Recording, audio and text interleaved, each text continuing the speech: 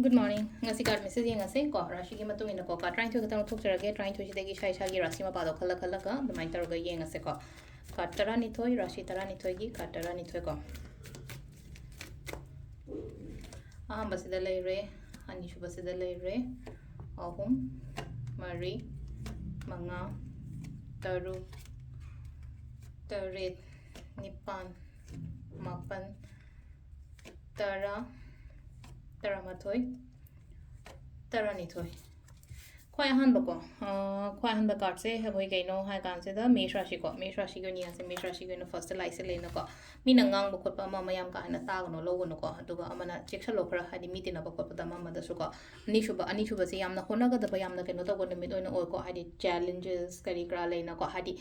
Kemta Kaluna, I want them to bite on to what Honoco Brishashiko, Sisina Mitun got Mitun gives now a conwhite of a potable labor, Popolera, just a doom of the Tado. Karkat yun meaning and Bokoshan Bakra, the minor lay Aduga Singha, given as like Key, no Kanomatom, the Aki, a Kankari Kram, so Loy Tado, Ingam, they are the Hanakala, the Manakomato Viva, Kainagina, had the Kalaga, Kolaga, had the lady Mams, Tabo and about to Ingam Moidra, and a Kanganam Nico, but Bakodi in among Ganico,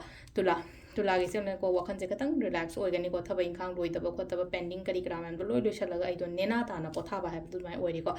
Me Punba Mala, I bridge a Lena got me Punba celebration success Kari Crash my Taroka. Kano Danuka, Danugina Mustalai, I know I consider Chatke Togi kind of Kaliba Mam to Toro, Horo, had the Kandan Kalagalata Aduga, Sisinakogi, Makarko, Makargina, Hadikudum, Gumba or Hanapiric opportunities and Harzak opportunities, Gumba Makal, might are multiple opportunities, Kumbalaka, Konga, Kanabada, Oro, Miki Mating, the Oro, Amada Oroka. Kumbarashi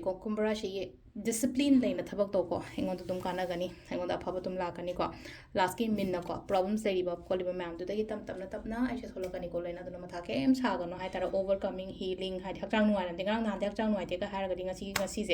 Amaka Helka, a Kranu, I will copper, my Droga like all the Sisnago, Rashi Matumina, Tarot reading, ma'am. Thank you.